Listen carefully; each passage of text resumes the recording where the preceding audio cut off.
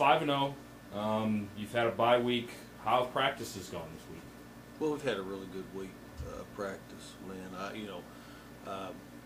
The start was important. I mean, there's been a lot of speculation and talk about, well, have you played anybody? But quite honestly, I think these are the hardest games to play. I know they're the hardest games to coach. You worry about motivational factor for players. Are we going to take things for granted? So quite honestly, I think our kids have done a great job the first 5 weeks. Winning games, admittedly maybe winning games that you should have won, but there's something to that too in terms of character, taking care of issues that you need to take care of. So, I'm real proud of our team for that, number one. Number two, I think it was a good off week for us. And I shouldn't use the word off, but I think it should. I told the kids when we started, hey, this is open, not off week. Right. So, we had to make sure to make that point. But, we had a really good week of watching film, kind of take a step back and get a little bit more technical, look at specifics. Hey, what are we not doing well? We as a coaching staff were able to sit down and say, okay, let's cut out what wasn't good and let's accentuate what was good. So I felt real good about that. Plus, we've probably more than any team, we've had a lot of injuries. We've had a lot of key injuries. We've been able, and fortunately, knock on wood, wasn't anything that was season-ending for many of our players, but still, miss a game here, miss 2 games here. We've had at any point, 3 or 4 starters out in just about the last 3 games. So we're able to kind of get healed up there. That was a good thing. So we're excited about the district coming up. Tell me, one of the things that we'll get to the quarterback situation in a little bit, but one of the things you told me a couple years ago was that you came off a year where you guys really struggled defensively, and I think you told me we got to play better defense.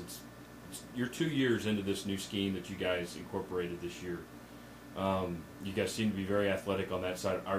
Has that side of the ball progressed like you wanted it to? Are you guys defensively where you feel like they need to be right now? Well, we're improving. I mean, I don't know that our coach is ever completely happy or where you want to be. But, the first thing you have to understand is obviously with our old defense, and I love the Eagle that we used to play. Obviously, we played for 2 state championships with that defense, so it was hard to turn loose of. But, common sense said, hey, it's not a very good space defense, and we're seeing all these spread offenses. So we were struggling. I mean, we really were. People had really kind of got a bead on what we were doing. So the change was necessary. Last year, I thought we had mixed results. I thought we were headed in the right direction, but realistically, I talked with Coach Fletcher and our defensive staff. Realistically, the first year you have high hopes, but there's a lot of kinks to work out. I was very proud of what our players and what our staff did in the off season, whether it be in the weight room or whether it be mentally, going and visiting with a few college coaches, seeing what we need to do, seeing what we need to change, seeing what we can do better from what we did the first year. And I think we're seeing some of those results. It's hard to tell, and we've kind of changed our goals. Everybody says, well, the gold standard is how many yards are you giving up and how many points are you giving up. I'm not sure that's true anymore. I'm really not. Our standard has changed to a point that we're looking at how many possessions can we 3 and out, how many turnovers can we get, and also how many more opportunities by playing good defense how many more possessions can we give the offense? Because we know the more we give the offense possessions, if that means they run 75 plays and we run 40, and this has happened a couple of times this year. We've run 45 plays, and the other teams we're playing have run 80, and we're beating 62-13. Right. So, things are kind of upside down in the world of defense. So we've kind of changed our standards. But I'm pleased.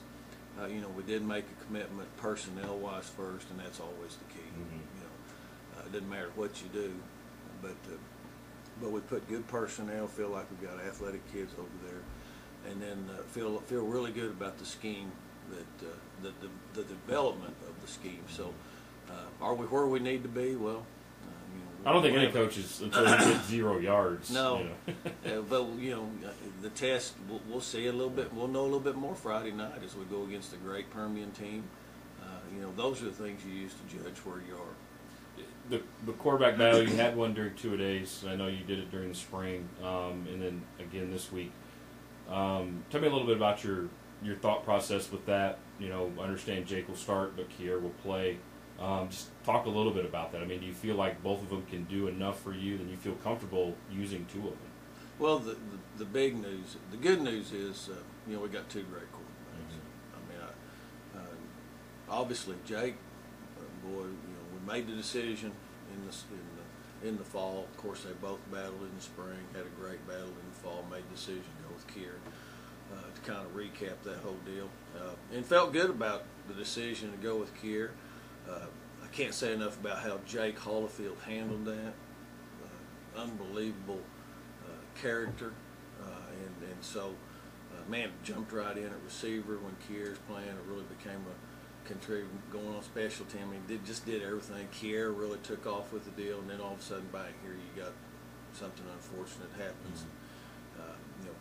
Kier had the meniscus thing, and we go ahead and decide, hey, it's early. We got a quality guy in Jake Hollifield. Let's get this thing fixed. And now here we are. Right. You're back to, well, what do we do? You're juggling and all that kind of stuff. The thing that I came in Monday, the thing I wanted to tell the team, because I didn't want this cloud hanging over our team all week. Been a lot of controversy last week. Who's going to start? And the kids weigh in. And it wears on them mentally. So, the thing that this week, and we're going to take this 1 week at a time, this week I really wasn't in the decision-making process. I wasn't sure, and I asked Kier this. I said, can you guarantee me that you're going to be 100% this Friday night? Well, there's no way he could guarantee that. So, and then I looked at Jake Hollifield. I said, man, Jake's bailed us out. I mean, we've won 3 games, and he's played great. Unbelievable. And plus, the neat part of it was the character he showed sticking with our program and sticking with our coaches' decisions. Man, he deserved it. And so it's good to see, first of all, young people rewarded when they have character in a situation that's pretty tough. So I was real proud of him. So all those things, you kind of throw them in a bag, and you come up with my decision. Okay. I mean, hey, I'm going to stick with Jake because Jake deserves that from me. I'm going to be loyal to him. He's been loyal to this program.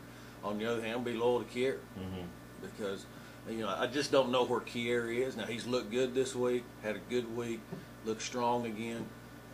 There's still some rust, so we're going to put them both in the fire, alternate series, every 2 series. I don't know. We'll decide that today after our walkthrough. But, through it all, I think it's a win-win situation for us.